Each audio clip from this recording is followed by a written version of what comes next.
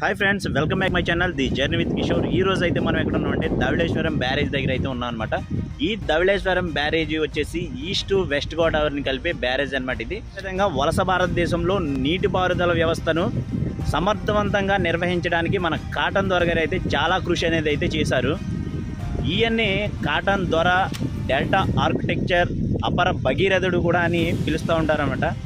ఒకప్పుడు గోదావరి జిల్లాలు వరదలు, తుఫాన్లు, కరువులతో అల్లాడిపోయాయి అనమాట. ఈ యొక్క కరువు తాండవించిన ఈ యొక్క గోదావరి జిల్లాలను సస్యశ్యామలం చేసిన ఘనత అయితే మన కాటన్ దొర గారికి అయితే దక్కుతుంది. 1847, 1852 మధ్యలో అయితే మాత్రం ఈ ధవళేశ్వరం ఆనకట్ట అయితే మాత్రం మొట్టమొదటిగా నిర్మించడం జరిగిందనమాట. సో మొట్టమొదటిగా కాటన్ గారు ఇలాంటి ఒక ఆనకట్టను అయితే నిర్మించడం జరిగింది. తర్వాత కాలంలో అక్కడ మనకు కనిపిస్తున్న చూసారా, అదైతే నిర్మించడం జరిగిందనమాట. మొట్టమొదటిగా మన కాటన్ గారు నిర్మించిన ఆనకట్ట అయితే మాత్రం ఇట్లాగే ఉండేదన్నమాట. ఇలా ఈ ఆనకట్టను నిర్మించడం వల్ల కొన్ని వేల ఎకరాలు అయితే మాత్రం సాగులోకి వచ్చి సస్యశ్యామలమై బంగారం అయితే పండుతుందన్నమాట ఇక్కడ. సో అందుకనే ఈస్ట్ వెస్ట్ గోదావరి జిల్లాలన్నీ కూడా ఇంత కళకళలాడుతూ ఉన్నాయంటే అది కాటన్ గారి యొక్క దయ వల్ల అయితే మాత్రం జరిగిందనమాట. అదేవిధంగా దక్షిణ భారతదేశం ధాన్యాగారంగా ఈ యొక్క 2 జిల్లాలను మలిచిన ఘనత అయితే మాత్రం మన కాటన్ దొర గారికి అయితే దక్కుతుందనమాట. ఫ్రెండ్స్, ఆలస్యం చేయకుండా వీడియోలోకి అయితే వెళ్ళిపోతాం. సో వీడియోలోకి వెళ్ళిపోయి మన యొక్క ధవళేశ్వరం ఆనకట్ట, బ్యారేజీ మరియు ఈ వీడియోలో తెలుసుకుందాం.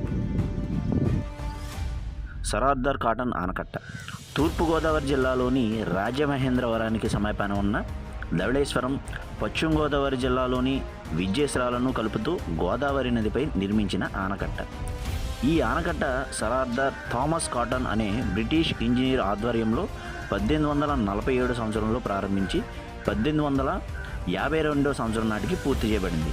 పాత ఆనకట్ట బలహీనమైనందున కొత్త ఆనకట్టను 1970లో నిర్మాణం ప్రారంభించి 1982లో అయితే పూర్తి చేశారు. గోదావరి నది మహారాష్ట్రలోని నాసిక్ దగ్గర సముద్ర మట్టానికి 1067 మీటర్ల ఎత్తులో గల త్రయంబకం వద్ద ఉన్న బ్రహ్మగిరి పర్వతంలో పుట్టి మహారాష్ట్ర గుండా దాదాపుగా 770 కిలోమీటర్లు ప్రవహించి బాసర తెలంగాణలోకి ప్రవేశించి భద్రాచలం దగ్గర సీతాపురం ప్రాంతంలో ఆంధ్రప్రదేశ్లో కలుస్తుందన్నమాట. కోనవరం, పోలవరం, పట్టిసీమలను దాటుకుని రాజమహేంద్రవరం వద్ద వెడల్పు లాంటి నదిగా మారి దిగున ఉన్న ధవళేశ్వరం వద్ద తూర్పుగా మరియు దక్షిణంగా 2 పాయలుగా చీలి బంగాళాఖాతంలో కలుస్తుంది. ధవళేశ్వరం వద్ద 2గా చీలిన గోదావరి తూర్పు పాయను గౌతమి, అదేవిధంగా దక్షిణ పాయను వశిష్ఠ అని అంటారనమాట. గోదావరి నదిపై ధవళేశ్వరం వద్ద ఆనకట్ట నిర్మించక ముందు గోదావరి డెల్టాలోని 2 జిల్లాల వారు అతివృష్టి వలన, తుఫానుల వలన ముంపులకు గురై అనావృష్టి వలన ప్రజలు అష్టకష్టాలు పడుతూ దుర్భర దారిద్ర్యానికి లోనే జీవించేవారు.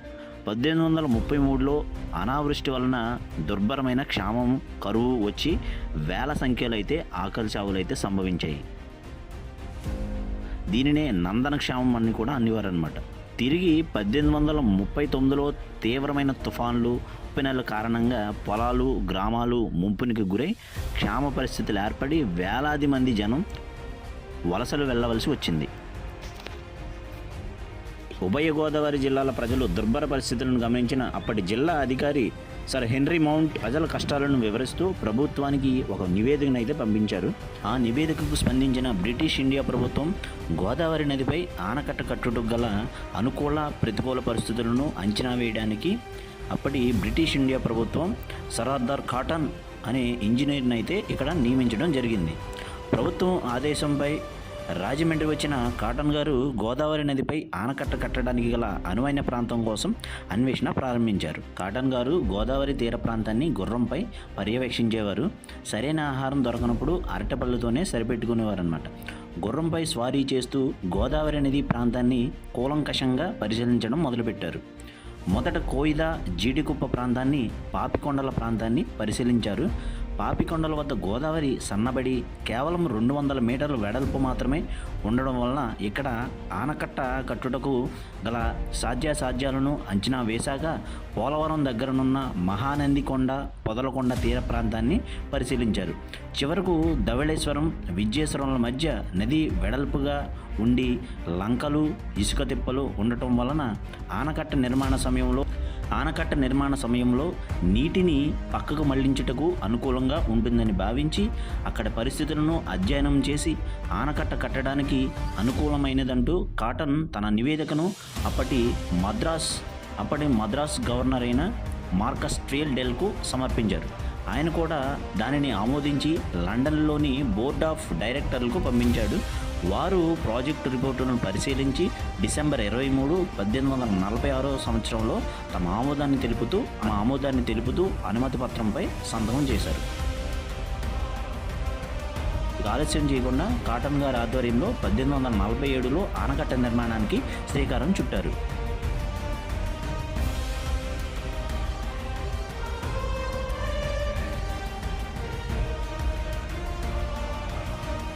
కాటన్ గారు గోదావరి నదిపై ఆనకట్ట నిర్మించుటకు ఎన్నుకున్న ప్రాంతంలో నదీ వెడల్పు దాదాపుగా 6 కిలోమీటర్లు అయితే ఉండేది. అందులో 3 వంతులు లంకలైతే ఉండేవి. నీటిని మళ్లించుటకై మొదట ఇసుక గట్లను అయితే కట్టారనమాట.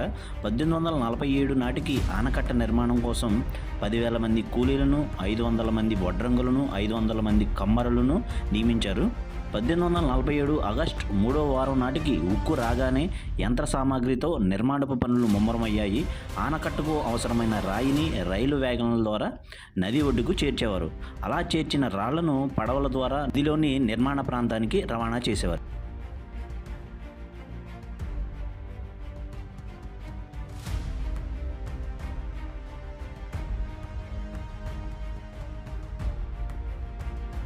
ఇందుకు 25 టన్నుల భారం మోయగల 18 నావలను ఉపయోగించారు. రోజుకు దాదాపు 150 టన్నుల రాయిని నదీ గర్భంలో నిర్మాణ స్థలానికి తీసుకెళ్లేవారు. ఇలా 1847 సంవత్సరంలో మొదలుపెట్టిన ఈ యొక్క ఆనకట్ట అతి తక్కువ కాలంలోనే, అంటే 1852 సంవత్సరం నాటికి పూర్తయిపోయిందనమాట. అంటే అతి తక్కువ సమయంలోనే ఈ యొక్క ఆనకట్ట నిర్మాణం అనేది పూర్తయింది. తరువాత కాలంలో అదనంగా ఎక్కువ పొలాలకు సేద్యపు నీటిని అందించడానికి పడవల ప్రయాణ అవసరాలకు 1862-67 మధ్య ఆనకట్ట ఎత్తు 2 అడుగులకైతే పెంచబడింది. తర్వాత కొన్ని సంవత్సరాలకు కాటన్ గారు నిర్మించిన తొలి ఆనకట్ట బలహీనపడటంతో ఆంధ్రప్రదేశ్ ప్రభుత్వం రోడ్డుతో కూడిన కొత్త ఆనకట్టనైతే 1970 సంవత్సరంలో ప్రారంభించి 1982లో అయితే పూర్తి చేశారు. దీనికి సరార్దార్ కాటన్ అనే పేరునైతే పెట్టారనమాట. ఈ యొక్క బ్రిడ్జి పైన రోడ్డు మీదుగా చిన్న వాహనాలు, ఆర్టీసీ బస్సులన్నీ కూడా ప్రయాణిస్తాయి. ఈ ఆనకట్ట వలన తూర్పు డెల్టా కాలువ కింద 2.76 లక్షల ఎకరాలు, మధ్య డెల్టా కాలువ కింద 2.04 లక్షల ఎకరాలు, పశ్చిమ డెల్టా కాలువ కింద 5.20 లక్షల ఎకరాలకు సాగులైతే ఉందన్నమాట. ఈ విధంగా దేశీయుల ఆదరాభిమానాలకు, మన్ననలకు కాటన్ గారు పాత్రుడయ్యారు. కాటన్ గారు చనిపోయి ఇన్ని సంవత్సరాలు అయినా సరే ఆయన అయితే మాత్రం మన తెలుగువారి గుండెల్లో బ్రతికే ఉన్నాడనమాట. ఫ్రెండ్స్, వీడియో అయితే మీకు నచ్చింది కదా. నచ్చితే మాత్రం తప్పకుండా మన ఛానల్ని లైక్ చేసి, షేర్ చేసి, సబ్స్క్రైబ్ చేయండి. Thank you for watching. మరొక మంచి వీడియోతో నేను మీ ముందుకు వస్తాను. అంతవరకు బాయ్.